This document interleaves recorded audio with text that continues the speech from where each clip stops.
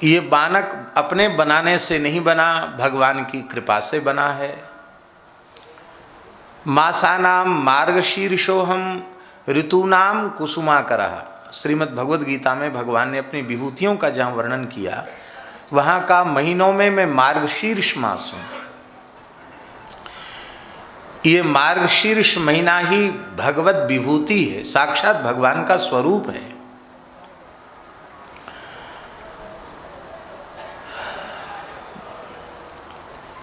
संस्कृत में एक नाम और है इस महीने का, वो नाम है आग्रहायण। हिंदी में जिसे अगहन कहते हैं, पर संस्कृत में है आग्रहायण।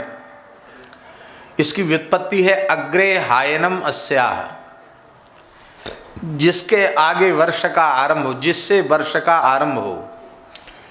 धर्मराज युधिष्ठिर के काल तक वर्ष का आरंभ अगहन महीने से होता था। विक्रमादित्य जब सिंहासनासीन हुए तो उन्होंने वासंती नवरात्रि के प्रथम दिन को, प्रतिपदा को, चैत्र शुक्ल प्रतिपदा को, सृष्टि का आरंभ ब्रह्मा जी ने चैत्र शुक्ल प्रतिपदा को किया, इसलिए वह तिथि अत्यंत पवित्र है। शारदीय वासंती नवरात्रि की प्रथम तिथि है, इसलिए वह अत्यंत पवित्र है। यह मान करके, और नवरात्रि की पहली तिथि है यह मानकर, और मर्यादा पुरुषोत्तम भगवान श्री राम का इसी नवरात्र में अवतरण हुआ है यह मानकर, अनेक हेतुओं का विचार करके विक्रमादित्य जी ने इसको नववर्ष माना। पर युधिष्ठिर के काल तक अग्रे हायनम अस्या, भगवान की प्राप्ति का साधन भी ब्रज कुमारिकाओं ने इसी महीने में किया। ब्रज की जो कुमारी कन्याएं हैं उन्होंने इसी महीने में कात्यायनी व्रत किया।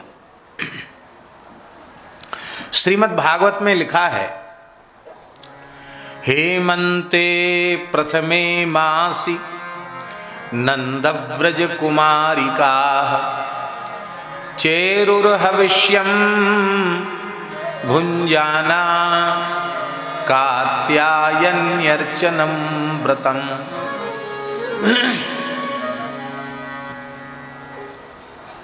हेमंत ऋतु का पहला महीना,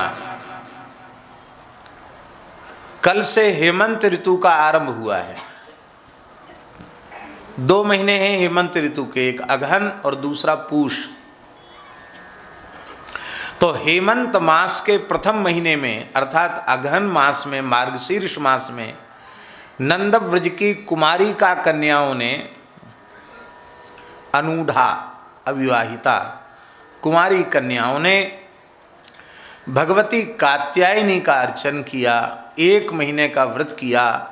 नित्यश्री यमुना स्नान करती, रज से कात्यायनी भगवती के श्री विग्रह का निर्माण करती और पूजन करती, मंत्र का जप करती। कात्यायनी महामाये महायोगिन्यधीश्वरी नंद गोप सुतम देवी पतिम्मे कुरुते नमः। हे महामाये, हे महायोगिनी, हे अधीश्वरी कात्यायनी, नंद नंदन श्री कृष्ण हमें पति रूप से प्राप्त हों, ऐसी प्रार्थना भगवती कात्यायनी से करते हुए मंत्र का जप करती। इसी महीने की पूर्णिमा तिथि को भगवान ने की धरती पर एक बड़े उच्च कोटि के भगवत प्राप्त महापुरुष हुए संत श्री गुलाबराव महाराज। उन्होंने अपने संपूर्ण जीवन में इस व्रत को किया।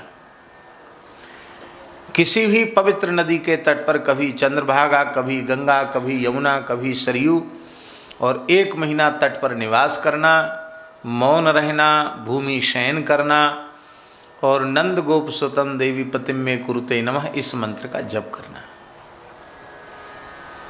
स्वयं ही नहीं, अनेकों साधकों के साथ वे इस व्रत को किया करते थे।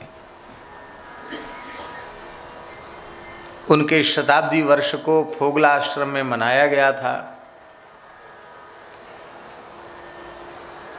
वहाँ भी बड़ी दिव्य दिव्य घटनाएं घटी। वहीं उनका स्वरूप भी संभवतः विराजमान है। संत श्री गुलाब राव महाराज, श्रद्धेय स्वामी श्री गोविंद देव गिरी जी महाराज के समायोजकत्व में वह उत्सव हुआ था। दास की भी उपस्थिति उस उत्सव में हुई थी।